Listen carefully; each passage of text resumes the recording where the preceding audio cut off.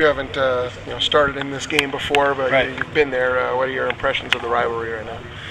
It's gonna be a lot like what we saw on Friday night. The stadium will be rocking, and the players will be amped and juiced and ready to go. And so, it is big and it's a big game. We just can't make it bigger than it is by mentally getting in a state to where you become tight and you start doing things that are uncharacteristic of you. So that's going to be the challenge for us, is to be able to stay cool, calm, and collected, and play our game in a hostile environment. Did you see that happening to the team last year? From all the turnovers that BYU committed, even though you weren't?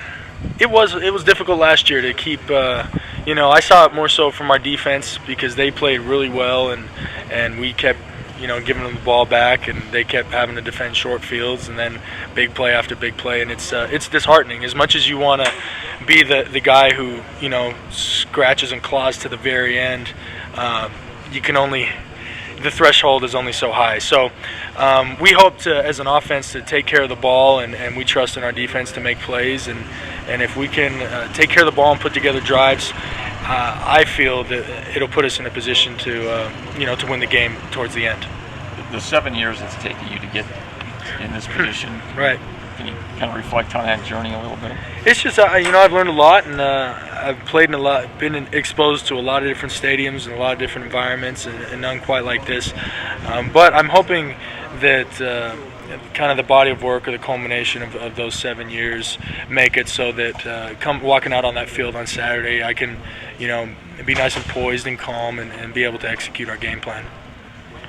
Their defensive line, talented, big, a lot of NFL guys on there. What concerns you about that? No question. We got to get bodies on bodies, and we got to make sure we target. And of course, this is nothing special for Utah, but I need to get the ball out of my hand on time. That's a part of our offense that is a big part of our game plan going into every game. So if I can be able to get my pre-snap reads and my post-snap reads, and get the ball, deliver the ball on time and quickly, hopefully I don't give those guys a lot of opportunity to not only hit me, but they are very talented pass rushers and run stoppers, and if we can do those things, then hopefully you can't stop them, but hopefully we can neutralize them at times. Go ahead. So they're missing a couple key people in the secondary. Right. How much do you have to take advantage of what's out there? Can you?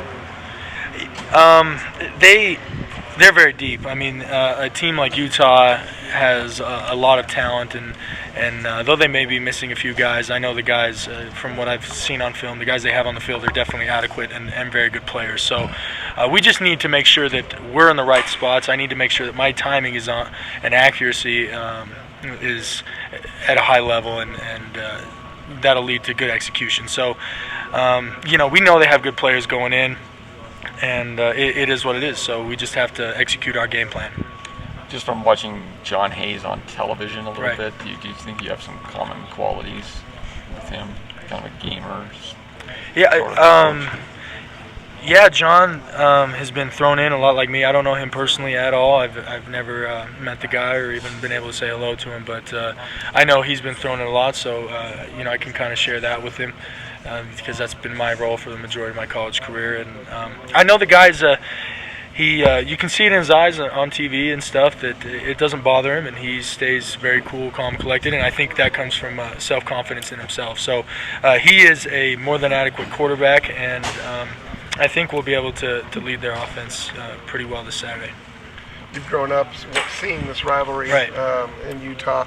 Do you think the hostility of it has kind of been decreased in the early years, or is it, because it kind of reached a fever pitch a few years ago? Bronco and Kyle both asking for fans to calm down a little bit. So I grew up a Utah State fan, and I don't think either of these two schools are more hostile than Utah State was towards BYU when I was growing up. So I know they like to think that they're hostile, but it was worse being an Aggie fan and having to sit through blowouts, and that anger just kind of boiled up inside of you. But no, I don't know. I don't get